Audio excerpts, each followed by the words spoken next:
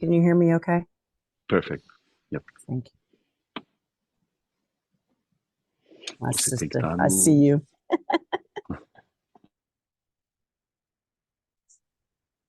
Hi, everyone. Nice to see you.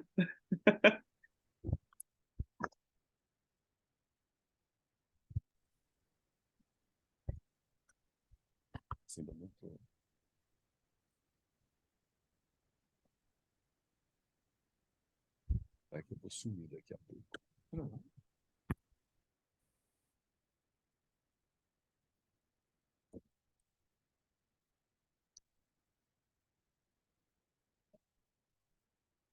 Do they know we're all in the same room? They know we're in the same room?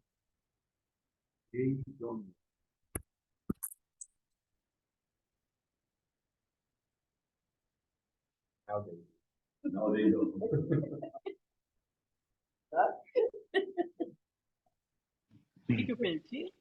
She was wondering whether you all know that We're we in the are same all room. in the same room. Yeah, but we are.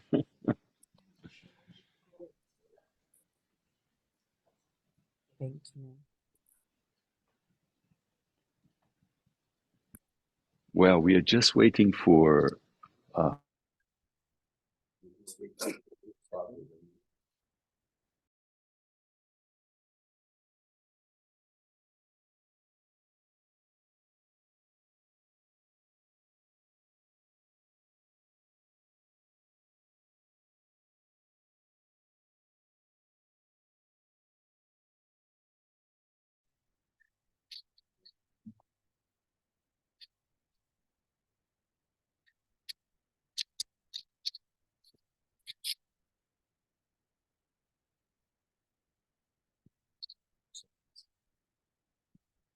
Posso falar em português? Eu ia falar o Palmeiras não tem mundial. Que é a frase que eu testo normalmente. Não, tem jogo antes contra o São Paulo, nesse dia 17. Tá? Então, vamos com calma.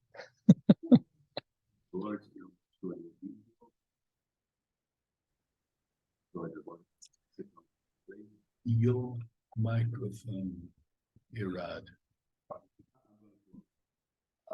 I'm going to close it anyway. I'll be totally off.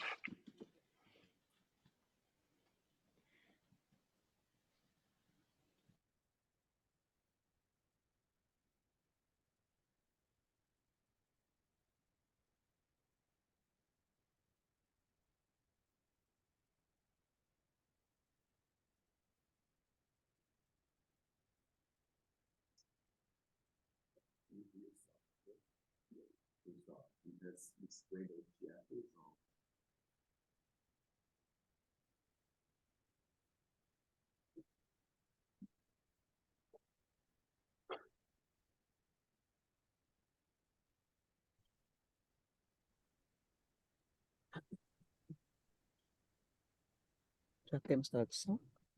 Temos. Boa tarde a todas as pessoas. Sou Maria Sylvia de Oliveira, represento o Geledés, Instituto da I Mulher Negra. represent Geledés, the Institute of Black Women. It's an honor to speak to you to have a dialogue with people. Do Conselho de Direitos Humanos da ONU. Refletir sobre as estratégias de combate ao racismo global, com especialistas do ENLER, do Grupo de Trabalho de Especialistas em Afrodescendentes, representantes da UNARC, da Human Rights Watch e da grande mídia internacional, pode ser um caminho para que possamos retomar os princípios da Declaração de Durban, ação de Durban, adotado há mais de 20 anos para o enfrentamento a todas as formas de discriminação racial. Para nós de Geledés, é também uma oportunidade para apresentarmos nossas preocupações com os desafios para a construção de estratégia, para frearmos o avanço da violência, inclusive letal, contra pessoas afrodescendentes pelos agentes de aplicação da lei, articulada com o crescimento da extrema direita em todo o mundo. Afrodescendentes ao redor do mundo têm experienciado situações de marcante desigualdade, marginalização socioeconômica, política e cultural. E no Brasil, situações de extrema violência. Estados, em geral, têm realizado baixos esforços para a reversão das desigualdades raciais nos diferentes âmbitos sociais, bem como sobre as ações para a reversão do racismo sistêmico que perpetua as péssimas condições de vida entre diferentes gerações de pessoas afrodescendentes. A extrema-direita fascista ressurge com força da Europa para diferentes partes do mundo, tendo no racismo, xenofobia e intolerâncias correlatas seus instrumentos para a cooptação de novas mentes em diferentes localidades, ampliando as sequelas do colonialismo e complexificando o racismo contemporâneo. Então, para além de termos que nos deter em análises sobre boas práticas para frear o avanço do racismo instrumentalizado pela ideologia de extrema-direita, não podemos descurar dos enormes desafios e buscar garantias de oportunidades para a melhoria nas condições de vida dos povos descendentes de africanos. Portanto, o que nos propusemos a realizar aqui é uma mesa de enfrentamento ao extremismo da direita global, transmutada em racismo, xenofobia, discriminação, intolerâncias correlatas, que aglutina extremistas de extrema-direita em uma dimensão transnacional, reafirmando um neoliberalismo e impondo uma nova onda conservadora. É preciso que assumamos o compromisso de atuar para a construção de um movimento global em defesa e promoção de direitos humanos de afrodescendentes, e, em particular, a promoção da Declaração e Plano de Ação de Durban, uma agenda inconclusa e que necessita de nova rodada de esforços e compromissos para a sua efetiva implementação, e transformada em um instrumento de luta contra o fascismo e o autoritarismo. Com ações coletivas, articuladas, poderemos criar estratégias para o enfrentamento ao racismo global, a defesa de afrodescendentes, africanos e demais grupos historicamente discriminados e desfavorecidos, e também frear o avanço contínuo dos grupos extremistas. Tenho, então, o prazer de passar a palavra para a eminente especialista do ENLEM, a doutora Tracie L. Perdão se eu não pronunciei corretamente o nome. E a senhora tem 5 minutos para apresentar suas considerações. Infelizmente, apenas 5 minutos. Thank you so much, Maria. And yes, you did pronounce my name correctly. So thank you. That is a first. My friends, Salimah, I can't believe I can't see you in person. I'm heartbroken.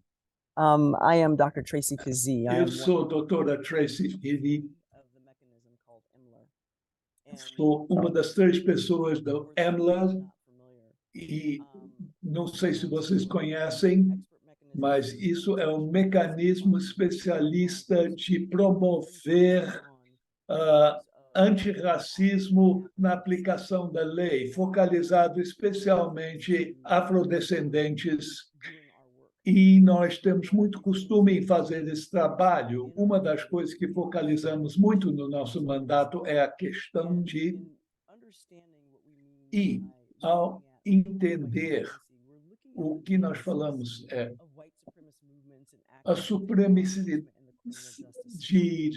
dentro do sistema de justiça, nós recebemos uma visão muito boa sobre por que é necessário isso. On those of African descent, if carrying with that particular not only mindset but ideology ramps up, makes it even more difficult for us to exist as a people. Not only that, it keeps us from really not just living fully, but to recognize and incorporate our human rights as those of African and African descent. We know that this is an issue. We see this as we have been doing our work for the last year and a half and understand the importance of being able to elevate this particular topic. And I want to be clear, it's not the only one. The work that the mechanism is really been mandated to do is really far and wide, but it's all interrelated. And it's interrelated in a way in which we can make recommendations in order to begin to address this particular issue. But we also look at this not just from the actors, but from addressing systemic racism, because we know that if it's constructed in a way that those actors who want to continue this work will also continue to embed themselves in the system. And so we must begin to look at these pieces, not necessarily as individual, but how they are all interrelated. So one of the things that I want to make sure that I pledge to you today is that Emler stands by and stands with as a partner and a collaborator to address these issues. And we look forward to the conversation, and we look forward to our work moving forward. Thank you, Maria. I'll turn it back over to you. Muito obrigada, doutora Tracie. Eu passo Thank you very much, Dr. Tracie. We pass the floor to Barbara Reynolds, who is with us. E a senhora tem 5 minutos, doutora Bárbara, por favor.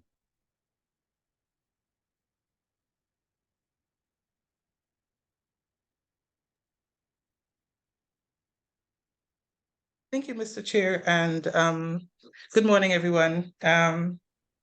Happy Tuesday. Hello, Tracie, lovely to see you again. And let me begin by saluting Geledés on the work that it continues to do.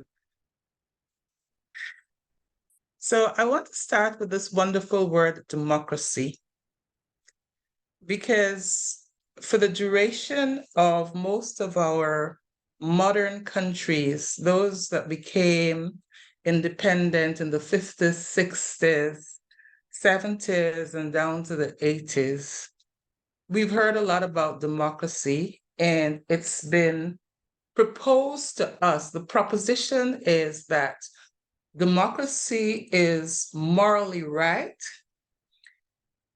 It is relevant to our development, and it is in line with international structures. And democracy has A democracia, portanto, essa palavra tem se ligado ao apoio para aqueles que têm mais bens do que outros, mas também tem sido colocado na arquitetura política internacional. Então, se pergunta sobre estruturas políticas. Começamos com democracia. Essa democracia assumiu após o colonialismo, que entrou após o deslocamento de pessoas afrodescendentes. O que nós vemos agora, permita-me amplificar. Quando olharmos a educação online e falamos sobre clones e shelves e falamos também sobre escravos.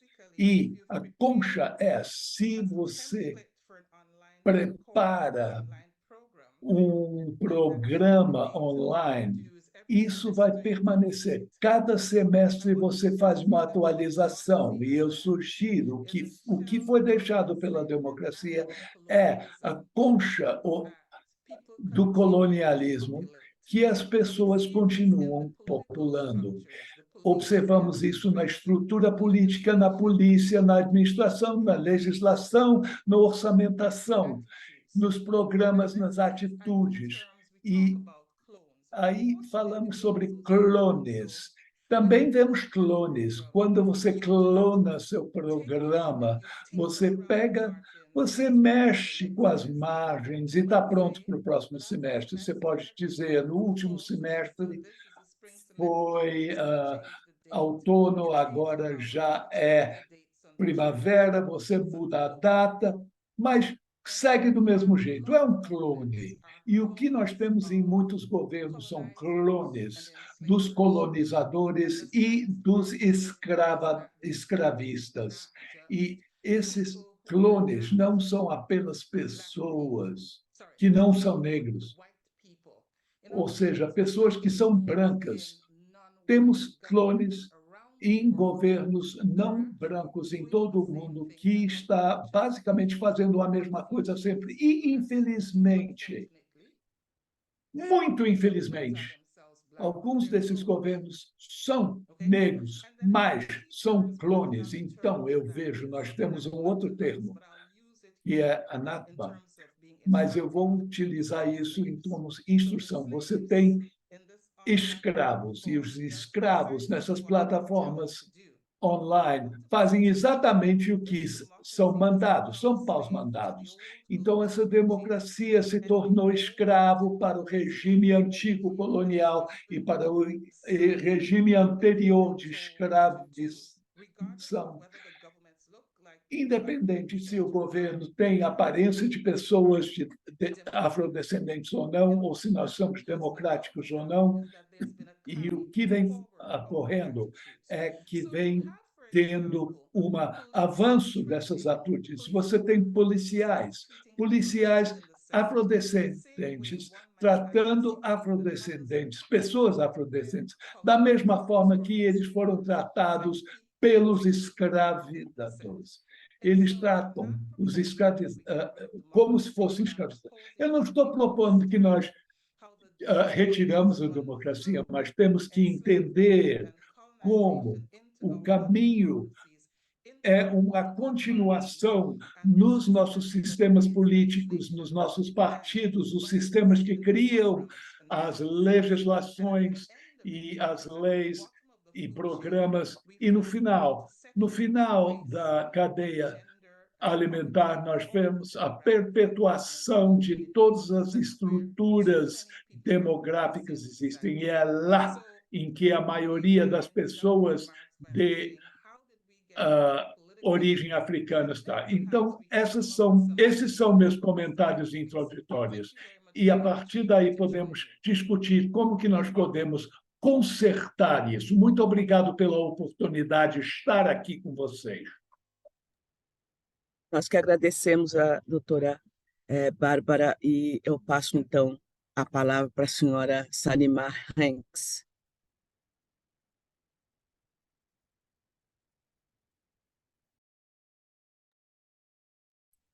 Hello, everyone.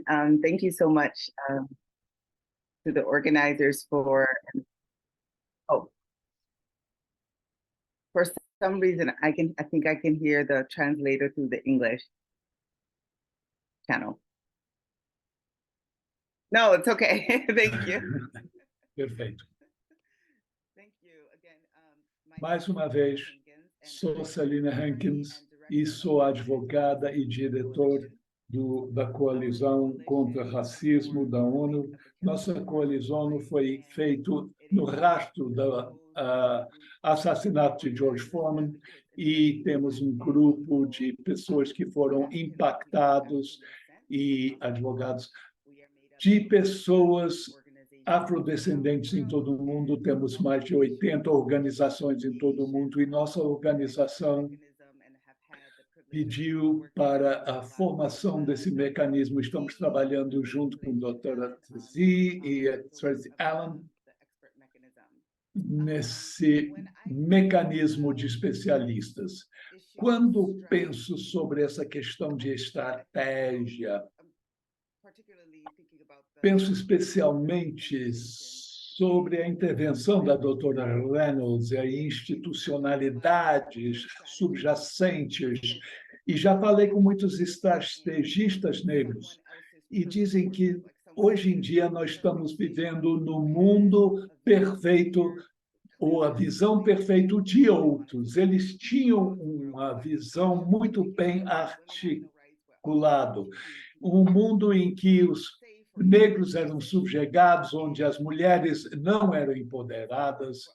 E é importante para que nós empregamos estratégias e entendamos também a visão que nós estamos tentando preencher, e as estratégias para fazer com que essa visão venha a se fruir, e saber como que será ter uma visão centenário.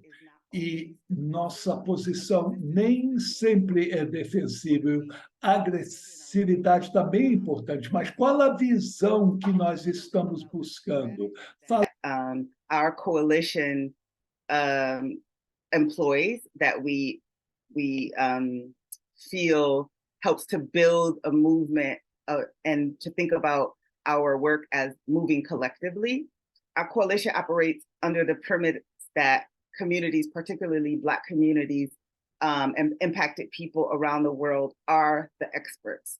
They are the ones impactados no mundo. Eles são os especialistas e são eles que sabem o que será necessário para mudar as suas condições materiais. E é o nosso trabalho trabalhar junto com eles para implementar a sua visão. E isso significa diferentes coisas em diferentes locais.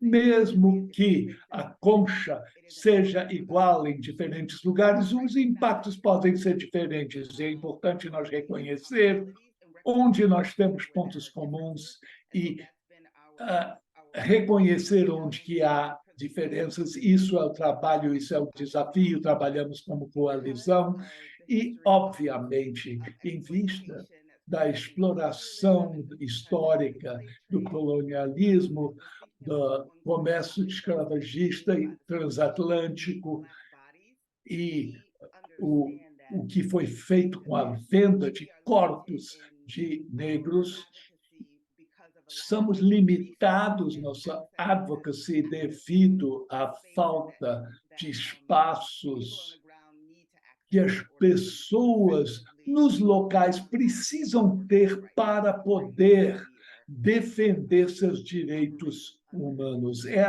o sistema em que nós trabalhamos. Nossa coalizão tenta trabalhar com a questão de acesso, recursos, e nós fazemos a ligação entre diferentes órgãos da ONU e mecanismos, o Conselho de Direitos Humanos, campanhas para enaltecer iniciativas locais para promover essa visão global. Cabe a nós fazer com que a ONU seja cada vez mais respeitado e apoiar através de visitas regionais e a países. E todas nossas reuniões são realizadas em 4 línguas, pois entendemos que português não é um idioma oficial. Nós fornecemos tradução de todos os insumos culturais, tudo que nós precisamos, e mesmo ter, quando nós temos reuniões do mecanismo, vamos ter tradução em 4 línguas. Então, é importante entender isso. Também é uma questão de criar redes para incorporar informações. Usando isso, é importante usar a ONU como ferramenta e usar a advocacy das pessoas nas localidades e fazer com que a sua visão... The UN mechanisms that they are engaged in aligned. And so that's the work that we are doing. Obviously, we have recommendations for what we think UN bodies can do, and also what we want governments to do and how they should engage with civil society. But these are sort of like the main points that UNARC kind of works through. Thank you. Para todos nós. Era isso. Muito obrigada.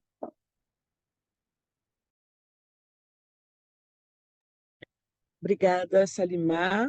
Eu quero passar a palavra, então, para o senhor Jamil Chade. Perdão. Desculpa. Para a senhora Almas Tefera, perdão.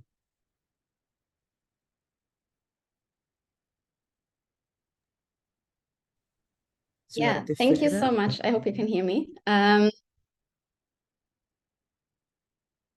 Oh, I think I hear also the Portuguese translation. Oh, yeah, okay, perfect. Thank you. Sorry about that. Yeah, it's an honor for Human Rights Watch to be part also of this important event. I am very aware how tough it is to follow the previous speakers, which so eloquently, obviously, already laid out brilliant strategies and also the problems that we're facing. So my role is a pretty new role still at Human Rights Watch. I've been in this role for 1 year, and this role also only exists for 1 year. I'm the researcher. Esse papel existe há apenas um ano, e o trabalho de pesquisa na Europa ocorre porque Human Rights Watch reconheceu que isso seria uma prioridade para o nosso trabalho mundial. Então, o meu papel em Human Rights Watch enfoca o monitoramento, documentação e expor o racismo na Europa, trabalhando proximamente com parceiros, sempre centrado nas histórias das pessoas afetadas pelos abusos de direitos. Os governos têm obrigações claras em termos de direitos humanos internacionais para erradicar o racismo e assegurar igualdade racial e equidade. E quando tratamos de racismo estrutural, nós temos que considerar os contextos históricos específicos, alguns dos quais são a colonização e pode ser colonização ou a escravidão, já foi tratado por outros oradores, mas podemos observar ameaças cada vez mais preeminentes da direita extrema, populistas e xenofobia em todo o mundo. E isso afeta alguns indígenas. Racial, ethnic, and religious minorities, whether multi-generational communities living in Europe or migrants, have drastically risen in the past few years in Europe, rendering it incredibly challenging and at times dangerous for civil society actors to continue their work on racial justice and equity. And we see that racism no longer sits, or the rhetoric also, this xenophobic rhetoric no longer sits in the far-right political spectrum, but has come closer also to the center. And the rise of populism and far-right parties has caused almost an populismo e dos partidos de extrema direita são cada vez mais fortes e os governos têm medo de enfrentar esse monstro e deixa as pessoas e sua falta de ação faz com que as pessoas estão deixadas sem proteção. Eu acho importante nós lembrar que nós já conseguimos muitos avanços pela sociedade na luta contra o racismo, apesar de as dificuldades e os sacrifícios. E os governos devem aplaudir e assegurar que eles têm o apoio e financiamento necessário. E os governos devem parar de tratar o racismo como um tópico tabu e que afeta apenas pequenas parcelas das pessoas, porque nós não estamos biases, but structural problems that harm the lives of many and society overall. So we have to come to grips, basically, or governments have to come to grips, rather, that systems that aren't there to serve and protect everyone are so inequitable systems. They affect also everyone negatively. And it is a societal and obviously also a governmental responsibility to change and to disrupt these systems. Having said that, I think we need to see more empowerment also of people affected by racism, so racialized communities. The discourse on racism needs to be led by racialized people to see the necessary changes. And Salimah already mentioned that also in her intervention. I couldn't agree more, because I think the motto of nothing about us without us is so important to effectively tackle racism. We need to listen and recognize the expertise of racialized people who can effectively tell us what exactly the problems are. Que são afetados e podem dizer quais são os problemas e quais são as soluções. Precisamos ter mais solidariedade. Precisamos que todos levantem suas vozes contra o racismo. E precisamos fazer com que as pessoas afetadas sejam os protagonistas da mudança. Então, contra racismo. Reckon with structural racism in their countries, because this denial of the existence of racism only fertilizes the rise of far-right rhetoric. And when coming to UN mechanisms, UN human rights agencies and mechanisms, of course, play a key role. So whether that's UN special procedures and the Office of the High Commissioner for Human Rights, because they have to stand side by side with civil society in these increasingly hostile environments, and help also ensure that civil society can do their work, including that they have the necessary resources. All too often, we see that civil society is still filling a gap where governments fail to take action, and yet they're being the ones that face the attacks from governments. So UN mechanisms need to regularly exchange with different parts of civil society, and many of you are already doing that. But I think it's still important to really stress this, to really receive, obviously, up-to-date information from the ground and to be aware of the needs and risks of civil society.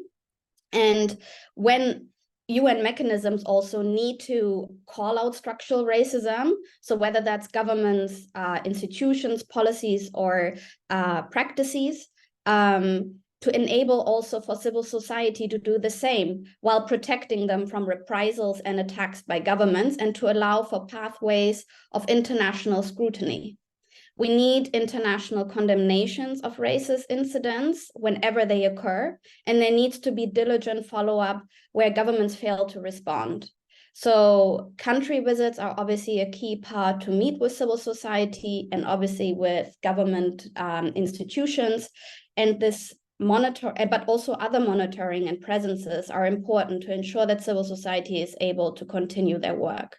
So I will stop here for now, but thank you so much for allowing me to speak also on this impressive panel.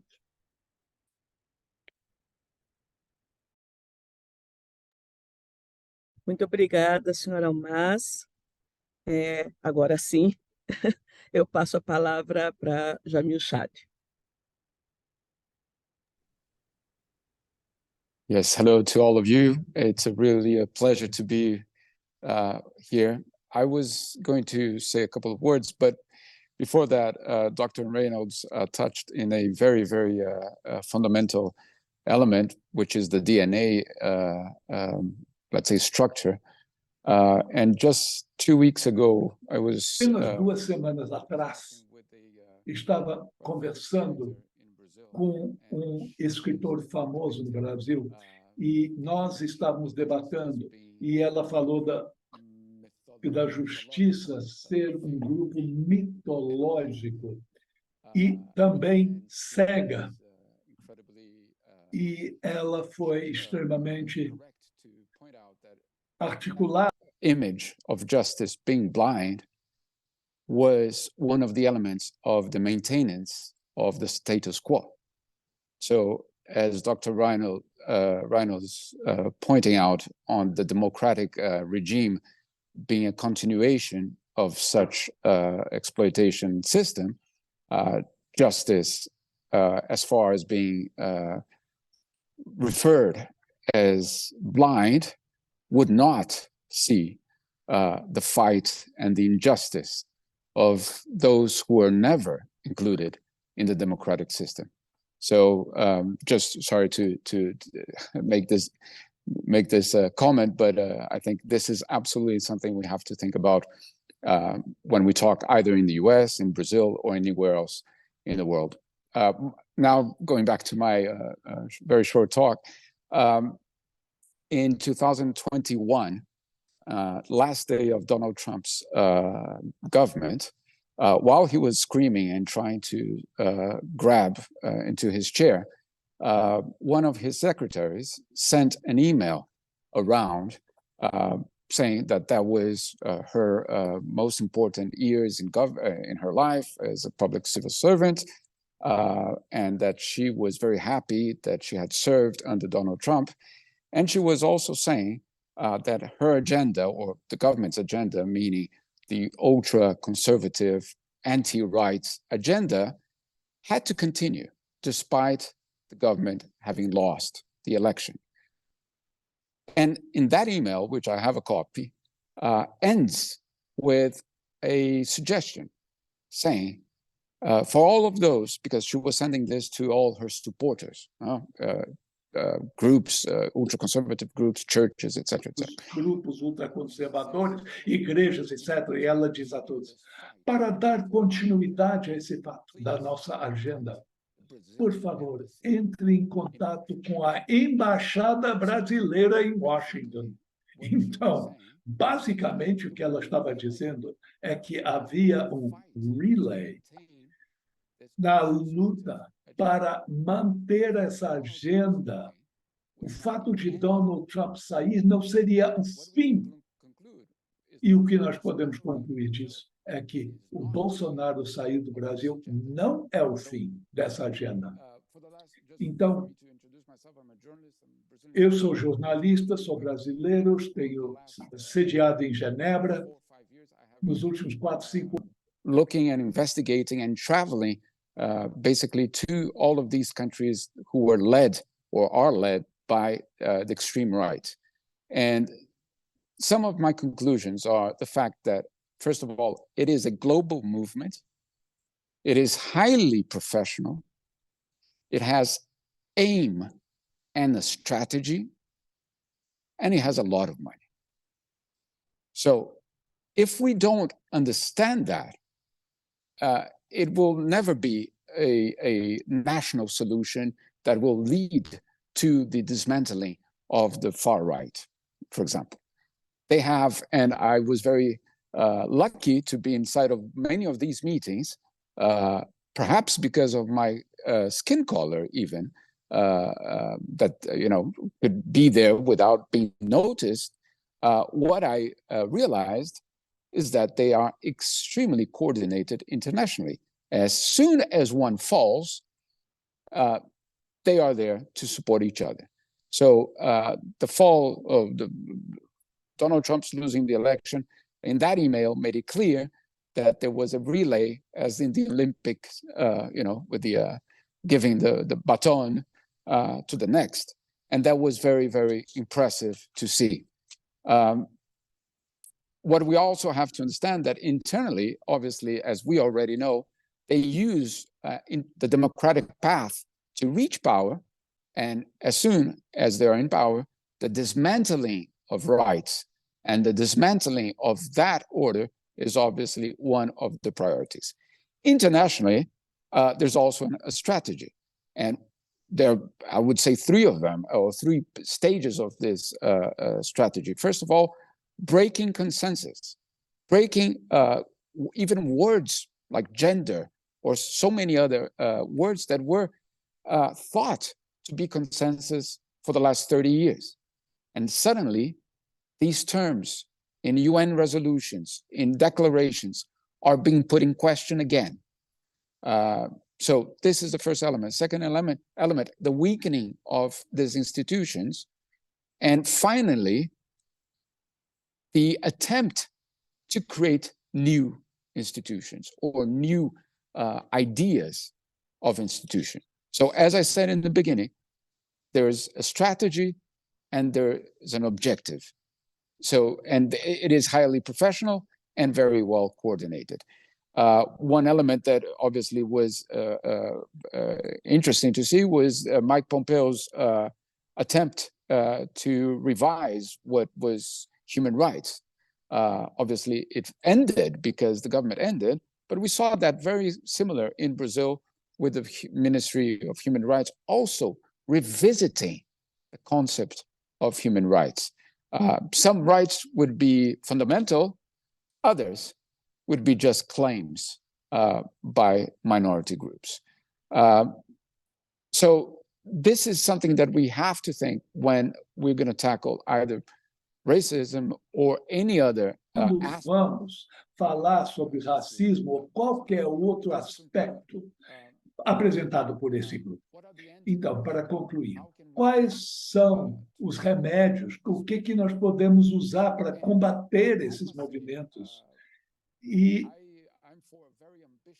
eu, pessoalmente, sou a favor de uma estratégia muito ambiciosa de deixar claro que nós não podemos simplesmente retornar ao sistema. Precisamos de um sistema democrático totalmente renovado. O modelo fracassou por milhões de pessoas no mundo, não apenas alguns, e eu dou um exemplo de algo que acaba de acontecer no Brasil. A pobreza cresceu e 120 mil brasileiros se tornaram novos milionários. 120 mil brasileiros se tornam milionários.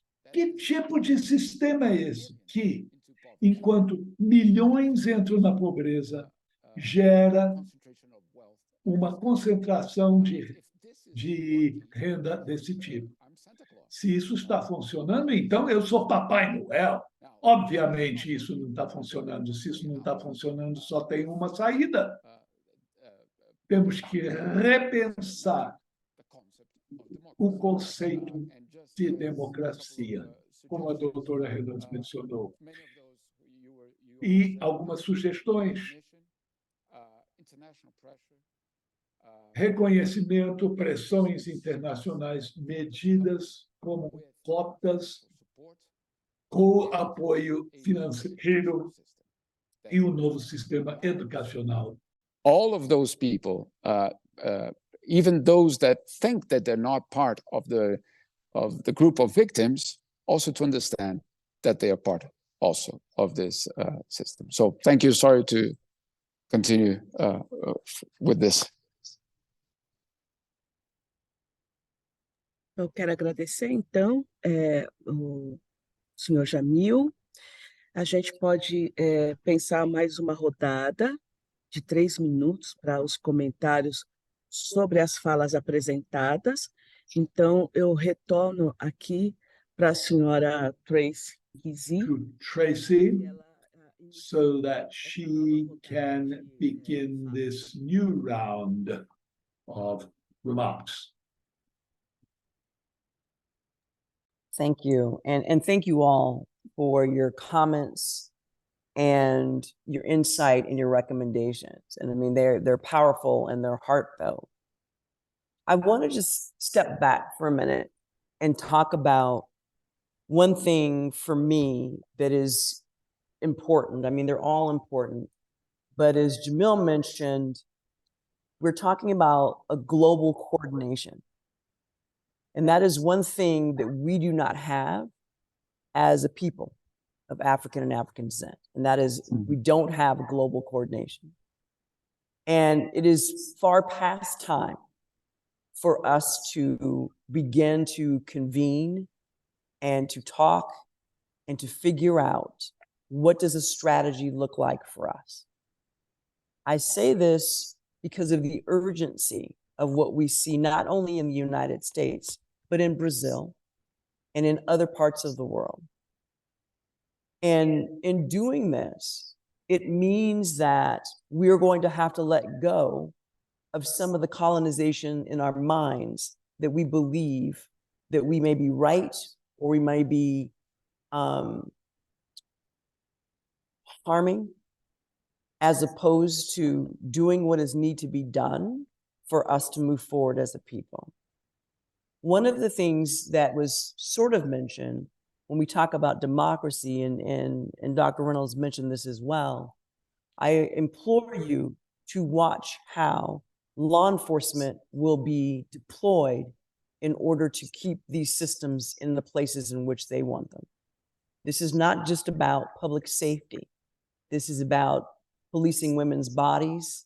This is about our schools. This is about our health. It is about every aspect of our lives where policing and laws intersect. We know that as we say, push comes to shove, and there is an increased demand for our rights, that the pressure and the power to hold the status quo will become even more violent. We will see this in demonstrations, much like we did with George Floyd. And we will see this with individuals and individual civil society members who have been known to lead the charge. And Amaz, I'm with you that the biggest group that requires protection and funding right now are those that are on the ground leading the charge. And in order for us to do what we need to do, I implore that there has to be a coordinated piece for all of us. I think it starts here. And I think it starts with being clear and organized about what we will and will not do. But I hope we have the chance to coordinate before we are put into a reactionary stance, much like you saw for George Floyd. And so those are my 3 minutes and my request, humble request.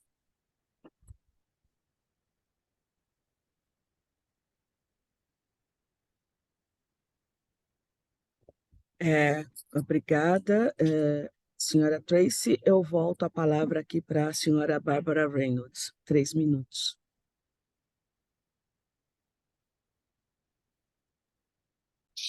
Thank you very much, everyone. You know, I at my age, I think I've heard everything, but you just kind of shared something that was a little bit outside of what I thought I knew. But what it says to me is the sheer inherent arrogance of some people about who they are versus other people. And it's not a black and white issue. I have to continue to emphasize it's not a black and white issue. So some strategies. I think we start with the language. And for example, when I studied human rights, it was about claiming my rights. I can't claim them if somebody doesn't want to give them to me, So I think as we talk with one another, we have to change our language, make woke positive, make conservative positive. Conservative now has become code word for anti-Black. Talk about asserting our rights. And there's a whole stream of work we have to do in terms of our language, and it has to come instinctively. The second strand, I think, is just a parallel education. Now, why do I say a parallel education? Education systems are not going to change. They're baked in, they're hardwired. Police systems are not going to change. Police in some countries were established to catch runaway slaves, that's in there. But the parallel education systems. And this speaks to how we really use the church, the mosque, the temple, but also the Saturday clubs, the Sunday clubs, the prayer meetings, the scouts, the Girl Guides. Well, no, let me not say scouts and Girl Guides because they have a particular code, but the clubs. And to say that our parallel education system has to be person to person, wherever people are. So I'm going to use an analogy here. Where we stand, it can't be always a coordinated effort. It has to be every person ready to respond, ready to prevent. For that to happen, the education has to be the same so that even when contexts differ, we know what we're doing.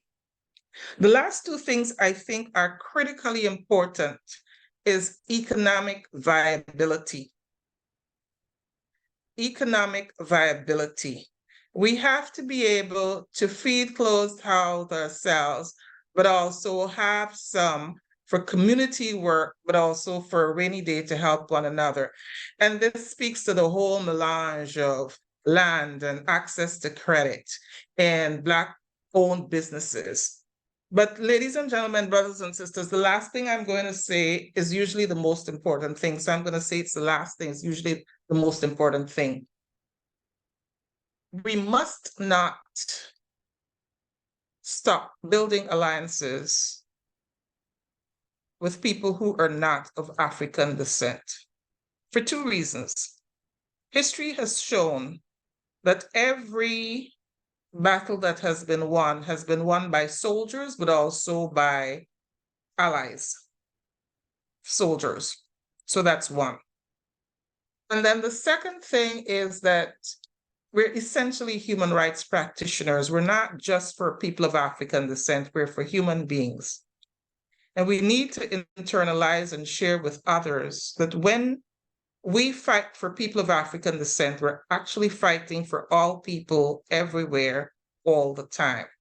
So the education, the economic viability, retooling the language so that when it lands subconsciously and psychologically doesn't destroy us, and then continuing to value and to build alliances wherever they're positive. Thank you very much.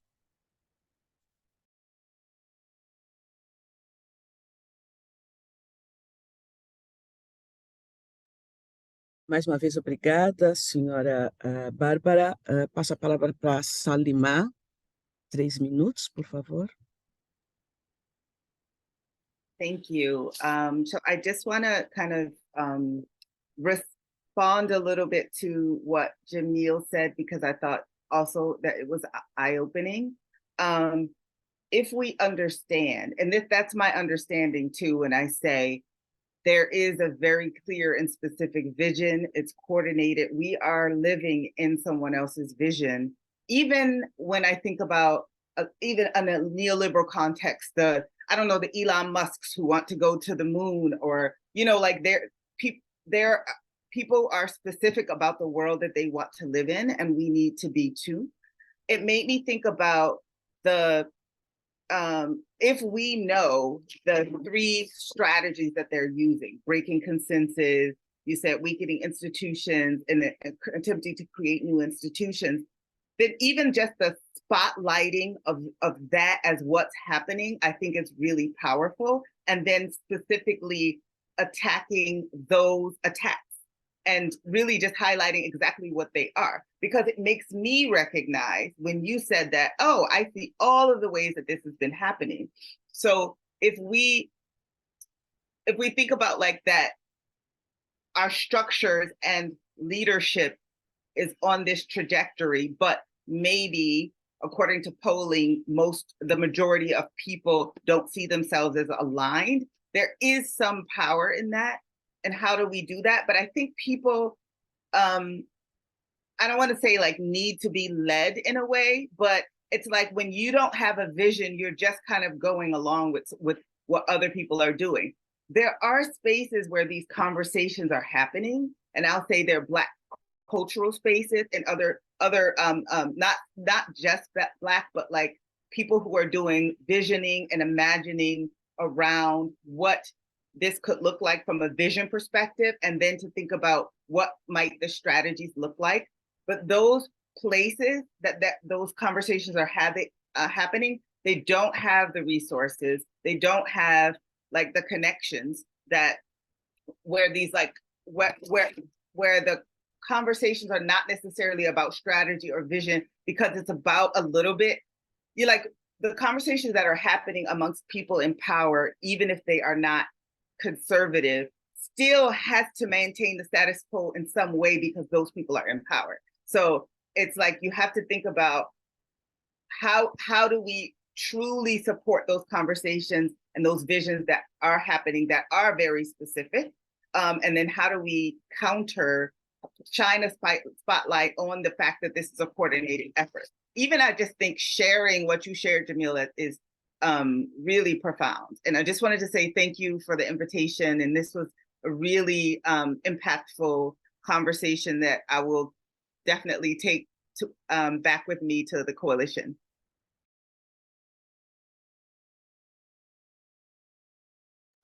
Obrigada, Salimah. Por favor, a senhora Almastefera. 3 minutos para as considerações. That was me, right? I'm not sure if I had, yeah, okay, great. Yeah. Yes. Thank you. Yeah, I thought I jump on the train of the world that I want to live in, because I think that's a good way to put it, and a little bit more positive maybe. Yeah, I mean, I'm a woman of color. I'm a woman of African descent, born and bred in Germany. And the world I want to live in is that I'm not asked where I'm really from, that I can't just be German, like anyone else. I want governments, including the German government, not to brand us as some minority in the population. We are over 1 million people, Black people living in Germany, yet the government seems to always reduce that number to far less than that, to make it sound like that we're just a minority. And so minorities obviously never get the attention of actions by government. I want the discussion on racism no longer to be a taboo topic, or to have to apologize if you name something as being racist, because it is. That it's not me having to apologize for having brought it up, and white people feeling offended by the fact that I am calling it racist for what it is. I want to see justice for 17-year-old boys, like in France, French boys of North African descent shot by police, and not seeing that police call a civil war on these communities that have been marginalized and neglected for years. I want a reckoning with colonial histories urgently, to also tackle actual structural racism in Europe as well, but also how communities are being viewed by governments, and to also recognize that reparations are not just something that's kind for governments to give to communities in former colonies, but that it's an obligation, it's a duty. So yeah, I think I'm bringing this up because having been raised in Germany, having gone to school here, there is colonial amnesia. You don't learn about the history of colonialism, of the German government. It's like that chapter that has never happened. And yet, obviously, we're quite good in dealing with, the Second World War, the Nazis, and we talk about that a lot. But when it comes to the colonial history, it's just, it's non-existent. And I think that's part of the problem why people of African descent aren't being viewed in society and aren't seen as being part of society. And so it's very hard to talk about an issue like racism when you're made invisible, obviously. And in countries like France as well, it's very challenging to speak about racism when the concept of race is rejected, because either you're French or you're not. But we all know that the race of people does matter, because you see how certain communities are being treated differently, or have to fear for their life. So yeah, I think just having laid this out, as I already mentioned earlier, I think, we need to build alliances. We need to work together. At Human Rights Watch, I see that, as our role as well, similarly to Salimah, we have certain accesses. I want to work with partners, that might not always have that certain access to, let's say, the UN system, but generally also to highlight the amazing work that they have already done, but also to work with them to see how we can support that fight for racial justice and equality. So yeah, let's work together, let's stay connected, because I think only like that, showing solidarity and standing with each other, we have a shot at this of, maybe changing the world to that world that we would like to live in.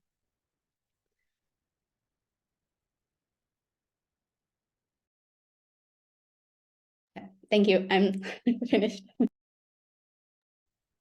Obrigada mais uma vez, Almas. Por favor, Jamil, 3 minutos. Yes, thank you all once again. I'm going to try to be very short and to the point.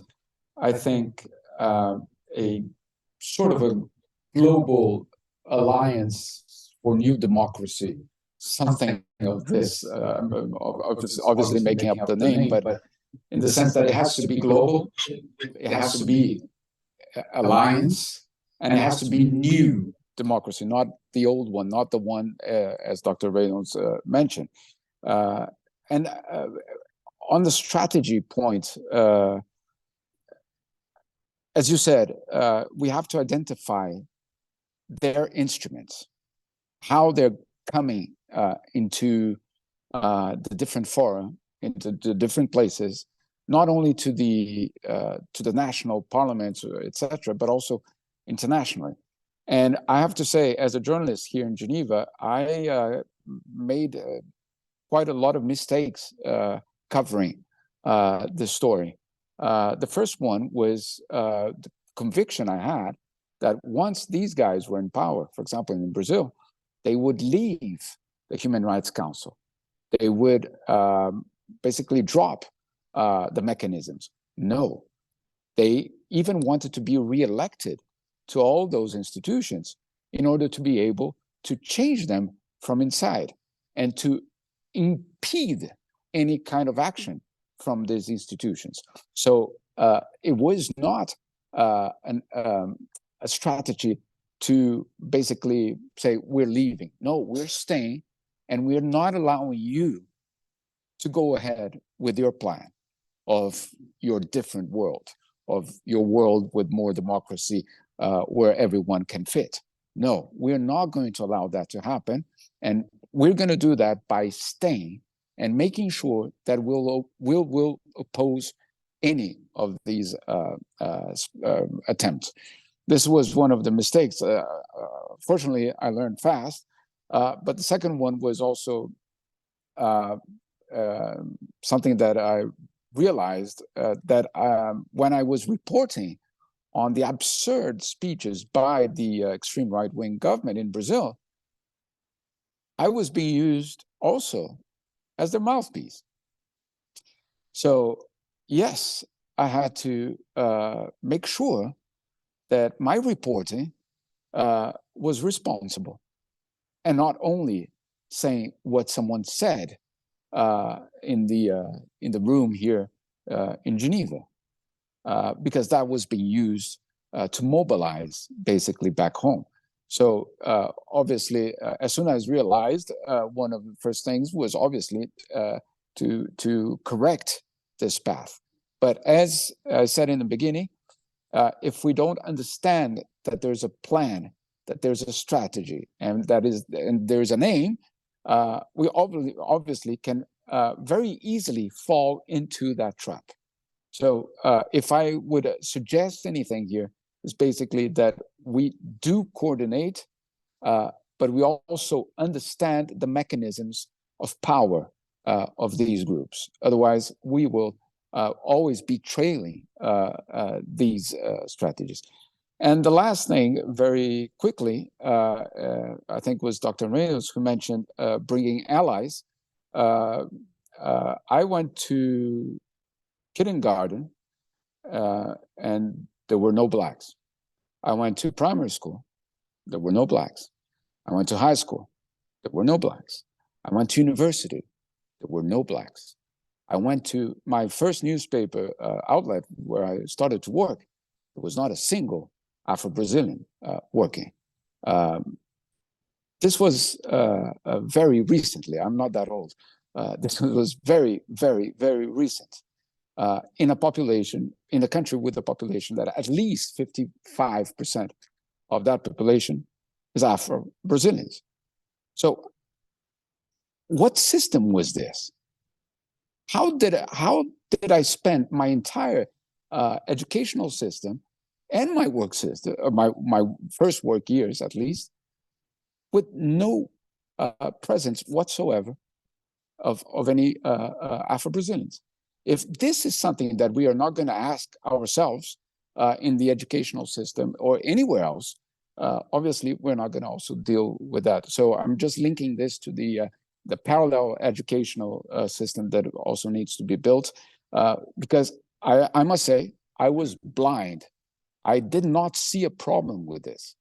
Now, if we obviously put that into perspective, you have to be able to see that there's a huge problem when you spend 20 years of your life in rooms that do not represent the majority of that country. So this is just a small example of basically the need of a new educational system.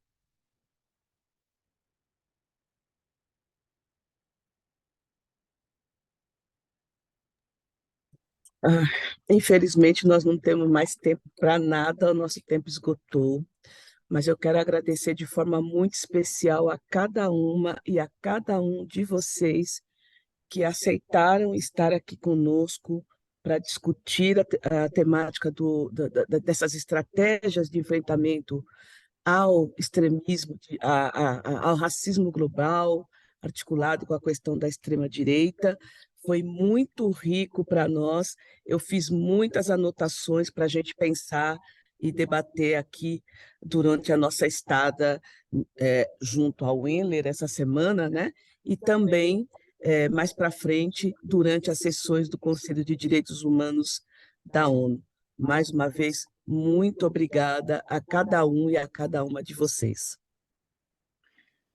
Before we come to an end, I want to jump in and thank you those who were in the backstage as I was. So thank you, Kaleiki, thank you, Ellen, who lost your lunch time here being with us. Thank you, George Alney, who is our interpreter in Brazil. And breaking the protocol, I will thank you by your first names. First time, Barbara, I'm calling you Barbara. I always called you Miss Reynolds, but this time I feel so close to you with everything that you said. And I feel really that a new door has been opened between Geledés and the working group. And thank you, Tracie, for your presence and your participation too. So no protocols calling doctor and no doctors here. Again, thank you, Almas, thank you, Salimah, and Jamil, my friend of old times and many years. Thank you so much for joining us.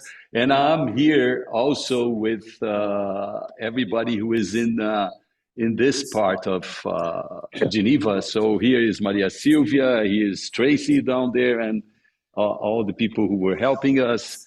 And here is Jamil too. So we were all in the same room here working together. Well, thank you, folks. Thank you for everything.